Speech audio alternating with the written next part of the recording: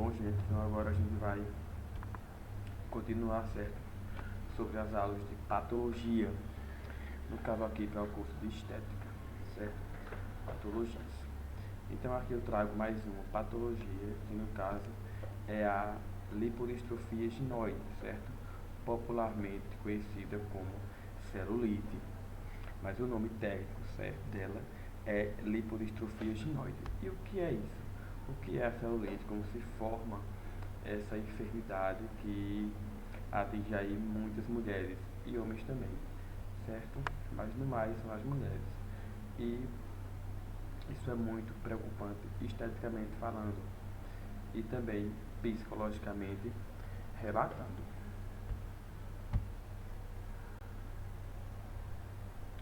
Então,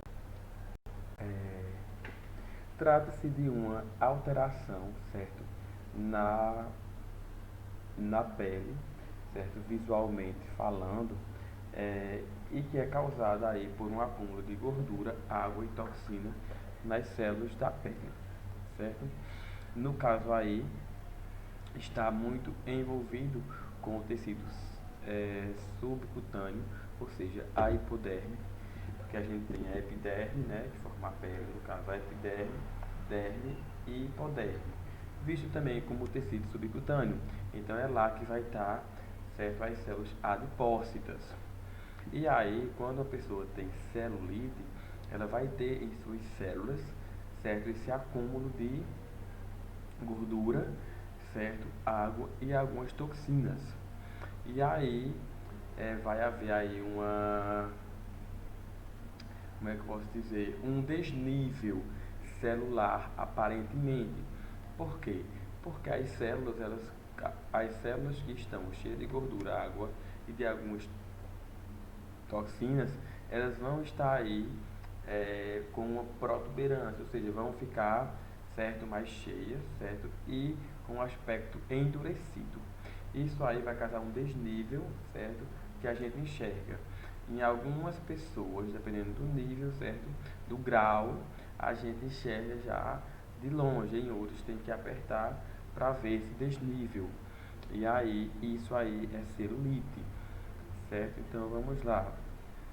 Então vai ter uma alteração desse tecido gorduroso sobre a pele, certo? Conjunto de alterações ou no caso aí que vai envolver também a microcirculação.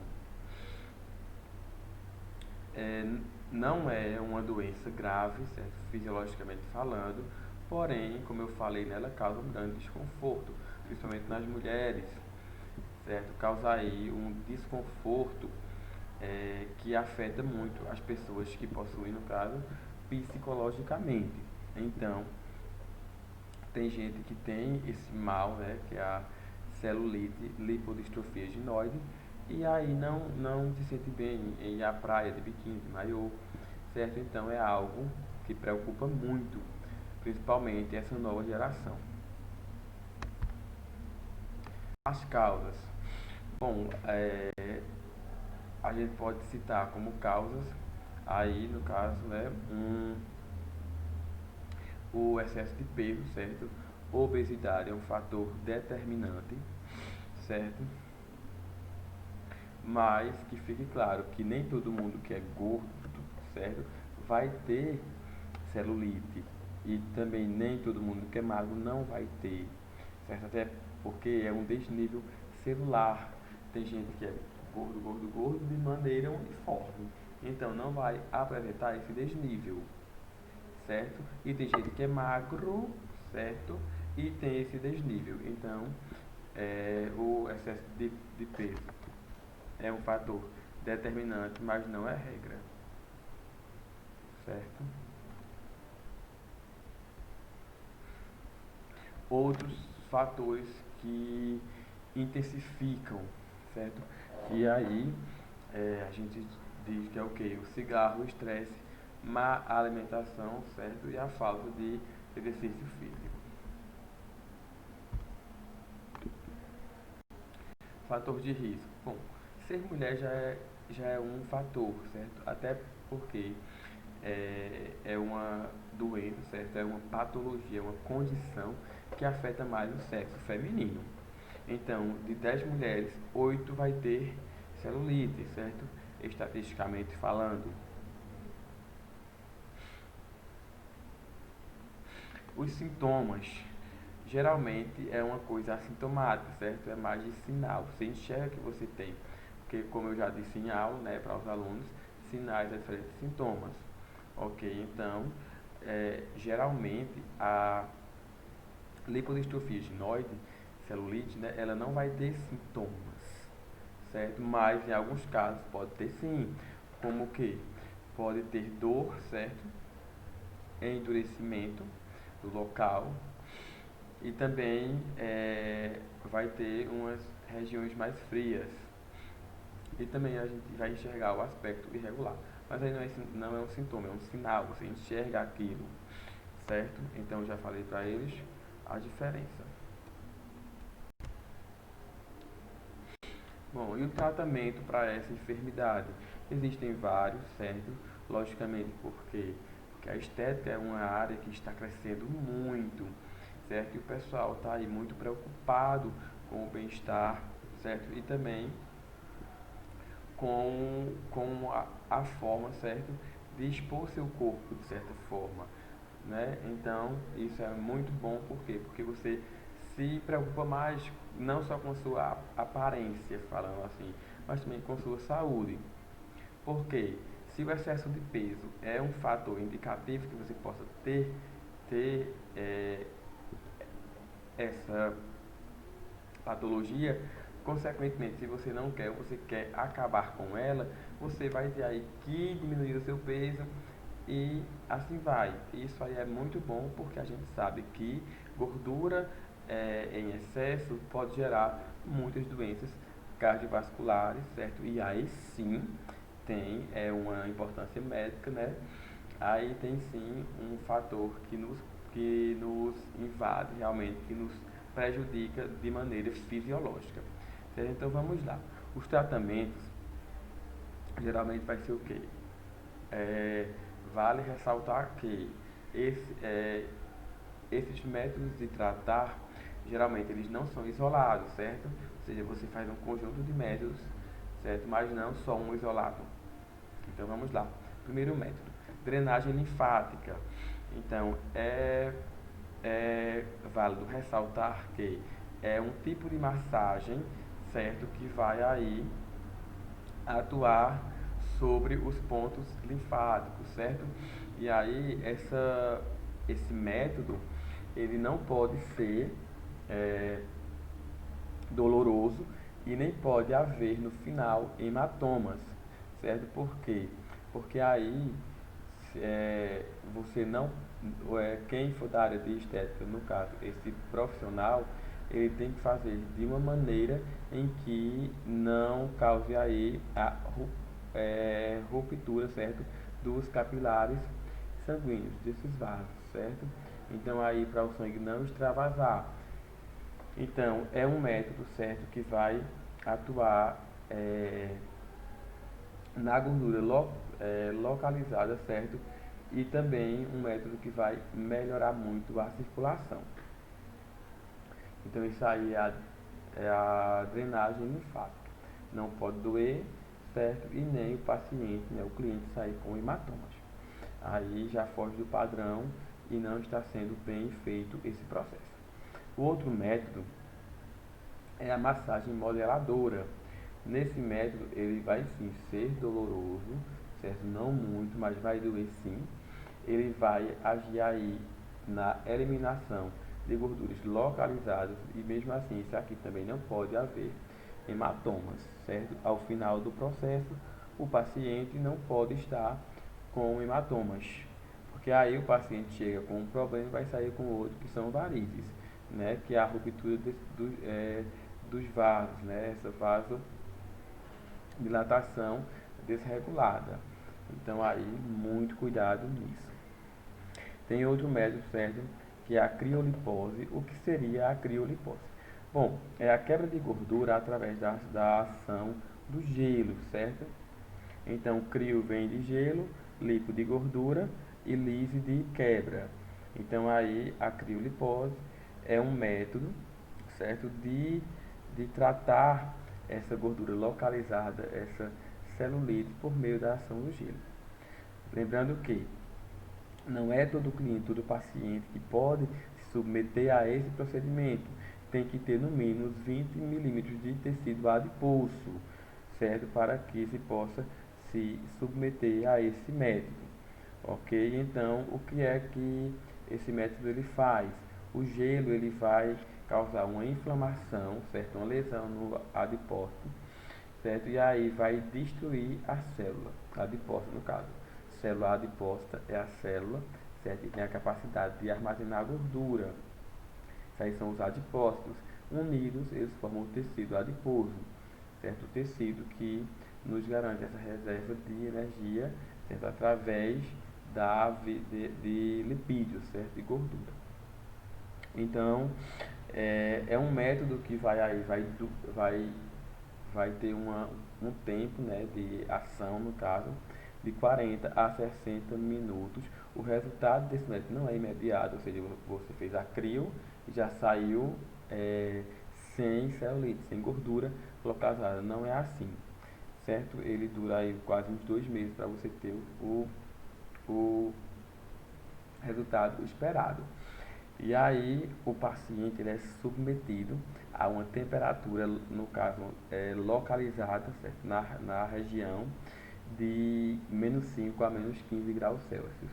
Lembrando que ele não pode estar em contato direto com esse aparelho, certo? Ele vai ter que ter aí todo um material específico para fazer todo o procedimento. Certo? Então, lembrando, tanto esses 3 processos que eu falei anteriormente não são invasivos, certo? Então, vamos aqui a endermologia. Endermologia, vou falar aqui rapidinho, que também não é um método invasivo, ele vai estimular, certo? Ele vai ter a mesma ação, praticamente, da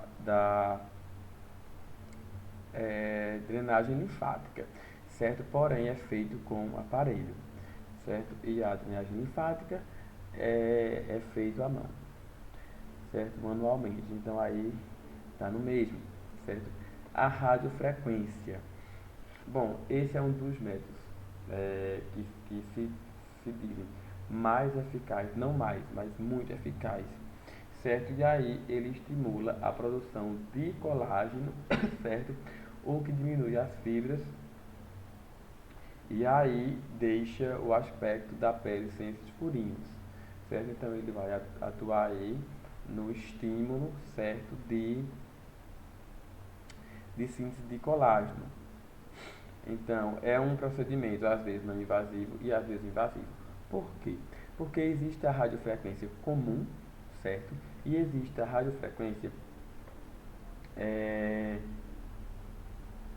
fracionada. Esse sim é invasivo. Tem aí também 2 tipos de agulhas na fracionada, certo? Uma que é isolada e outra não. Por quê? Porque quando você submete as células da pele a um tipo de energia, vamos dizer assim, laser, certo? Fótons, vamos dizer assim, a gente tem células na epiderme, certo? Que elas têm o papel, certo? De proteção, de fotoproteção, são os melanócitos. E aí, com essa agulha não isolada, toda da parte mais superficial da epiderme até o tecido subcutâneo vai ter a ação dessa radiofrequência. E aí isso pode estimular esses melanócitos a produzir mais melanina. E no ponto de incisão, vocês terem aí o que? Uma mancha, certo? Causada pelo processo, certo?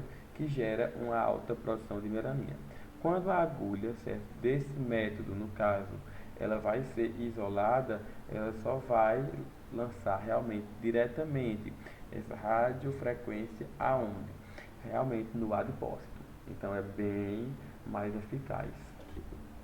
Também temos a mesoterapia, que aí já é algo invasivo, certo? Que é feito utilizando aí um conjunto de medicamentos, certo? Para diminuir aquela gordura localizada. Isso aí é um processo invasivo, certo?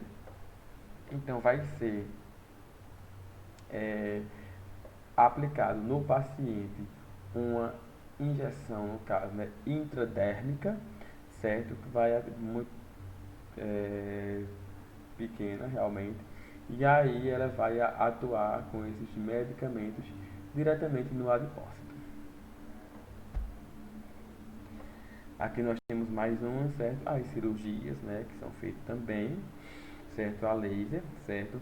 A carboxiterapia, que é um processo que não se sabe ainda se é muito eficaz e seguro, certo? Mas é usado aí o gás carbônico, certo? Para ter uma vasodilatação. A gente chama isso de carboxiterapia. Temos também os ultrassons com lipolíticos, que são muito eficazes, o gesso liporedutor, que até agora, né, na literatura não se sabe muito bem, até porque não tem ainda muitos estudos sobre ele.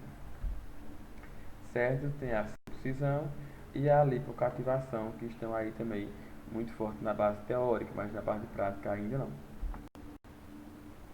Certo? E existem também os cremes, né, anticelulite, certo? Que são cremes aí com os compostos aí com retinoides, que vão auxiliar aí na síntese de colágeno. Outra patologia que eu trago aqui para vocês hoje é o que? São as estrias. Então, as estrias é um mal também que assola aí muita gente, homens e mulheres, certo? De todas as raças. Então, vamos ver o que é essa patologia. Na imagem aqui a gente já enxerga o que?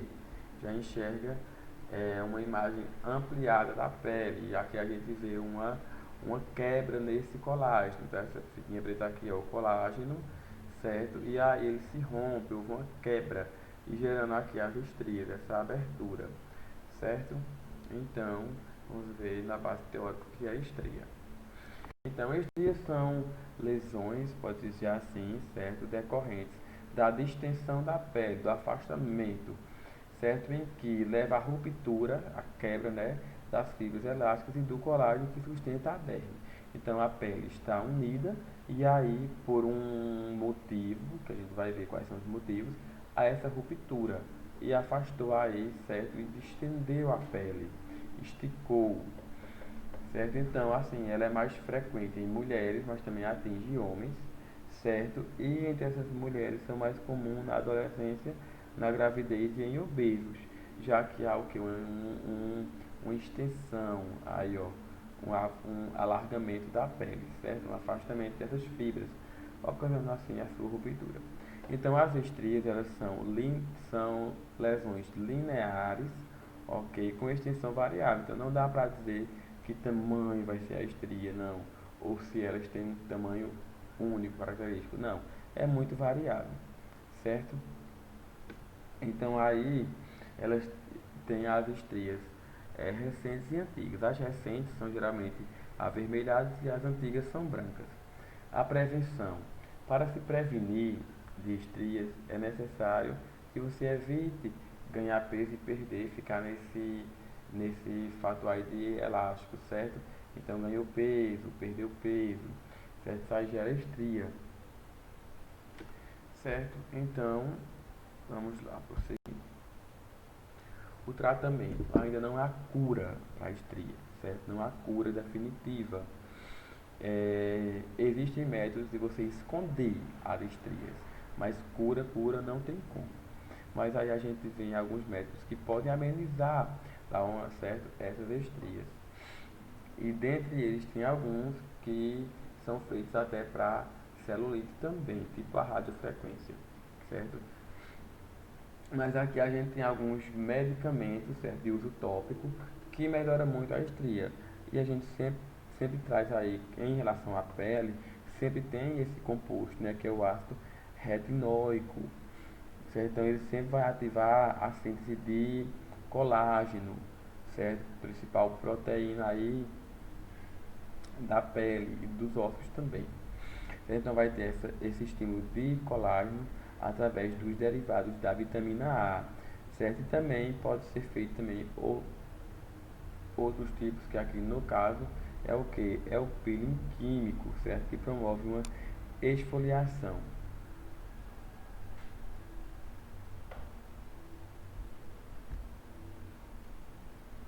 Aqui, laser à luz intensa pulsada, radiofrequência, como eu falei, a gente já viu o que é isso, certo? Então também é usada aí no tratamento de estrias, porém não é indicado para gestantes. Outra patologia que eu trago, olheiras, certo? Tem muita gente que tem muitas dúvidas sobre olheira. Então vamos lá, o que são olheiras? São essas manchas, certo, que fica na pálpebra inferior aqui, nessa região do olho, ok? Então aí a gente pode ter alguns motivos que causem as olheiras e também incomoda muita gente, certo? Então pode acontecer de ser uma vasodilatação, certo? E aí vai ter uma olheira do tipo sanguínea, certo? E também temos do tipo em que é um processo de acúmulo, certo? De melanina, certo? Então a gente vai ver o que seria isso. Então as olheiras são dadas por uma concentração anormal de vasos sanguíneos na região ou de melanina, certo? Que resulta em um tom escurecido na região ocular, certo? Inferior. Então, como é que eu posso dizer? As olheiras que provêm desses vasos sanguíneos, desse acúmulo de vasos, ou de uma vasodilatação, a gente tem aí olheiras com tom azulado roxeado. Quando a olheira é do tipo de hiperpigmentação, a gente já tem um tom amarronzado, certo? Marrom. E tem também outro tipo que aí já envolve aí um fator genético em que se dá pela estrutura óssea, certo? Pela cavidade do olho que seja muito funda. E aí gera essa sombra. Então também é outro fator. Certo? Não é um problema, certo? De interesse médico, tá falando da fisiologia, que vai ter algum dano, algum problema fisiológico por conta disso. Não, mas isso também é um problema estético, certo? Que preocupa muita gente.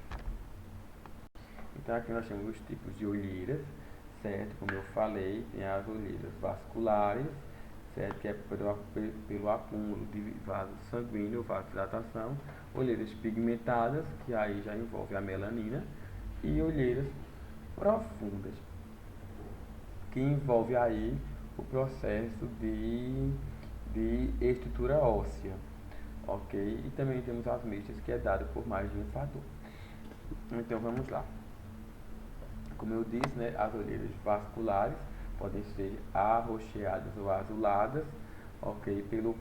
Pelo acúmulo de vaso sanguíneo nessa região, né, inferior do olho, certo? Embaixo aqui, tá? As olheiras pigmentadas dá-se aí por uma hiperpigmentação ou a concentração de melanina nessa região também, certo? E aí a gente sabe que na pele a gente tem o que? Temos os melanócitos e os queratinócitos, certo?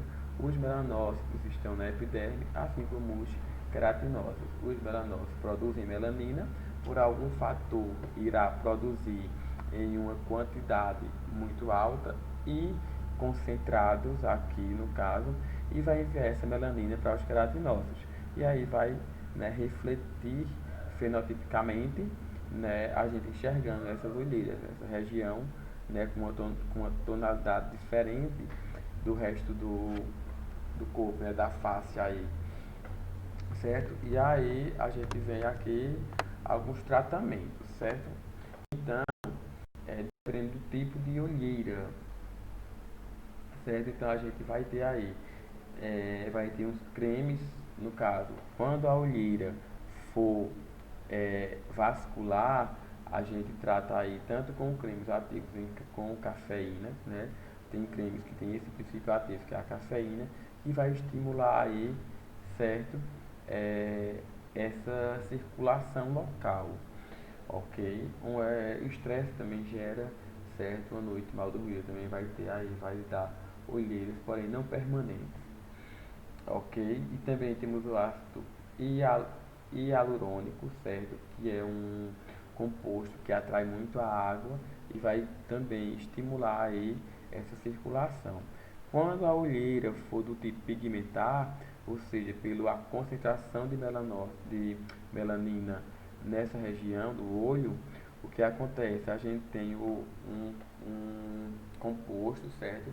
Que pode ser usado, ou seja, vai ser esse princípio ativo, que é o alfa-arbutin. O que é que ele faz? Ele vai dar uma bloqueada aí, certo? Na enzima tirosinase, certo? Que está envolvida na síntese de melanina. Então aí vai ter um bloqueio da produção de melanina.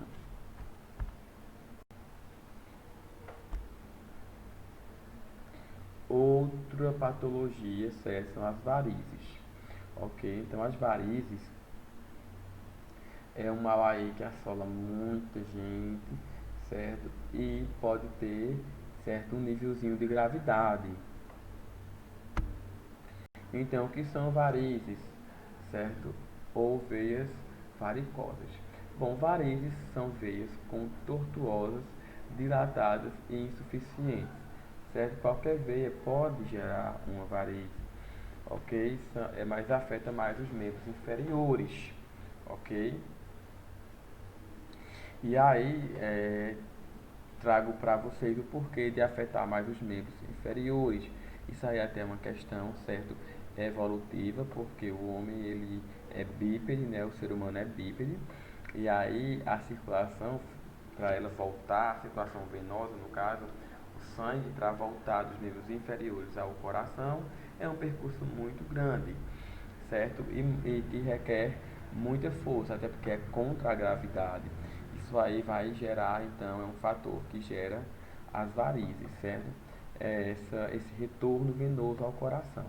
A gente sabe, né, que o coração, ele, através da artéria aorta, ele bombeia sangue arterial para todo o corpo, mas depois esse sangue venoso, no caso, ele vai voltar em retorno ao coração. E ele volta pelas veias, e aí pode gerar varizes, né? Porque o retorno requer um pouco de força e é o que pode ocorrer então a vasodilatação, certo? Para muita gente são apenas vasinhos, certo? Mas que tem uma grande importância estética para muita gente, mas também pode nos gerar aí uma importância fisiológica muito grande, certo? Porque pode causar problemas circulatórios e aí sim é grave. Certo? Então existe, dependendo da região, certo? As varizes pélvicas, varizes esofágicas, certo? E as causas aí, né, a gente sabe que são veias dilatadas que geralmente ocorrem na parte mais superficial da pele, ok? É mais comum em mulheres, porém os homens também têm. Então, as causas elas são, certo? Pode ter uma influência genética, que as pessoas já nascem com um gene que aí nos predispõe para quê? Para ter umas veias mais sensíveis, certo? Então temos esses problemas graves como esse que vemos aqui. Então temos aqui os fatores de risco, né? Ser sexo feminino, idade avançada, excesso de peso, certo genético também. Os sintomas, geralmente não tem sintomas, certo? Vai ter os sinais, que você vê a veia ramificada e dilatada, certo? Tortuosas, mas também pode ter dor, sensação de peso nas pernas, inchaço, certo? Acúmulo de líquido e assim vai. O tratamento, bom, o tratamento pode ser feito com fármacos como diosmin é um deles, certo? E o hemovitus, mas também é feito através de emagrecimento, exercício físico, certo? Evitar o uso de roupas apertadas e assim por diante.